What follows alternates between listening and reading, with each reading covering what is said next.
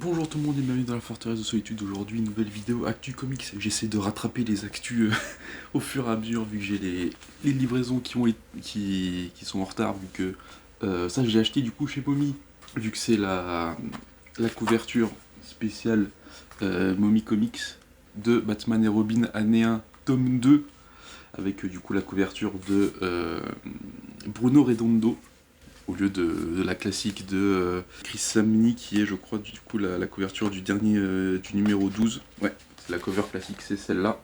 Donc le tome 2 toujours cette édition avec un mini, enfin avec un dos toilé oui, mais du coup mini, enfin mini en termes d'épaisseur, vu qu'on a que 6 numéros et c'est la deuxième partie du coup de année 1 dont le tome 1 était sorti il y a longtemps. Hein.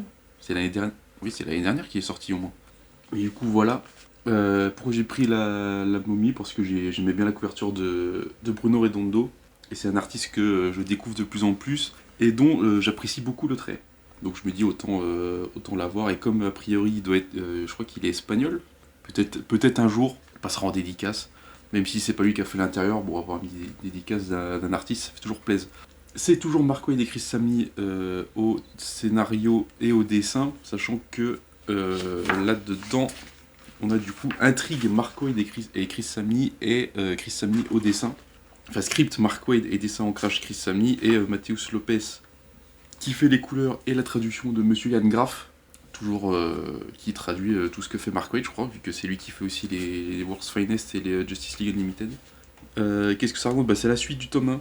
C'est la suite du tome 1, donc si vous avez aimé le tome 1, moi je vous recommande fortement de prendre le tome 2 parce que c'est toujours aussi cool et parce que c'est une vraie fin. On a 12 numéros et c'est la fin de l'histoire et une fin vraiment très satisfaisante.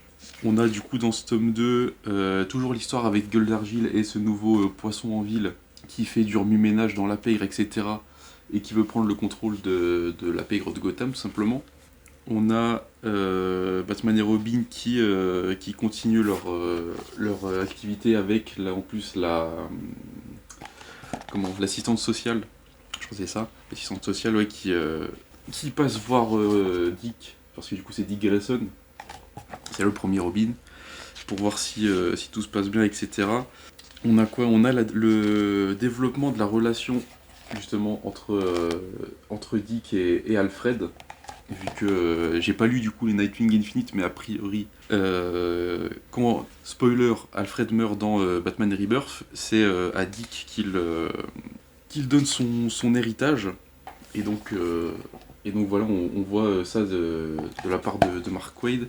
Il y a une planche quelque part de Chris Samney qui m'a fait faire un petit oh, parce que c'était assez inventif. Alors par contre, faut que je la retrouve, je crois que ça doit être sans doute dans le cinquième.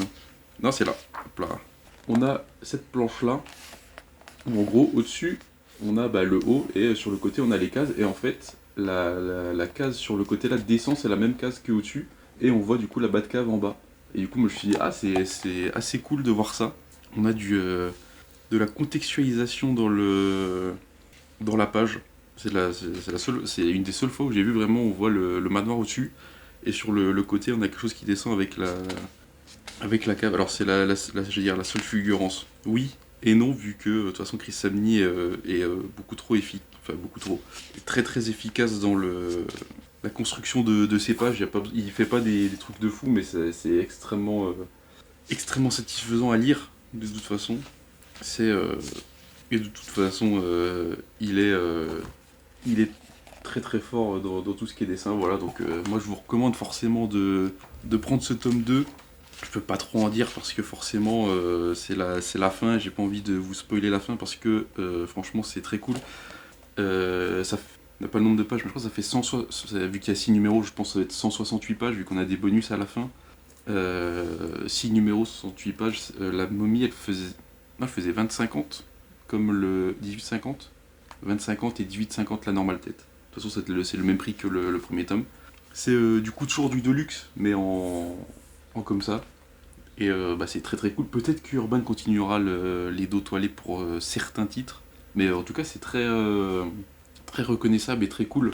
Et c'est très. Franchement, l'édition elle est très quali. Il n'y a rien à redire. Ouais, non, bah j'ai pas grand chose d'autre à dire, hein. J'ai dit tout ce que je voulais. On a du. On a vraiment du très bon avec Mark Waid et Chris Samney. Donc moi je vous encourage à lire le tome 2 de Batman et Robin Annual. De toute façon, si vous avez aimé le tome 1, je pense que vous avez pris le tome 2. Et voilà. Moi je vous retrouve pour une prochaine actu, pour un, oui, pour un, non, un prochain, une prochaine vidéo Actu Comics. Et moi je vous dis à la prochaine, n'oubliez jamais de lire sans concession. Ciao.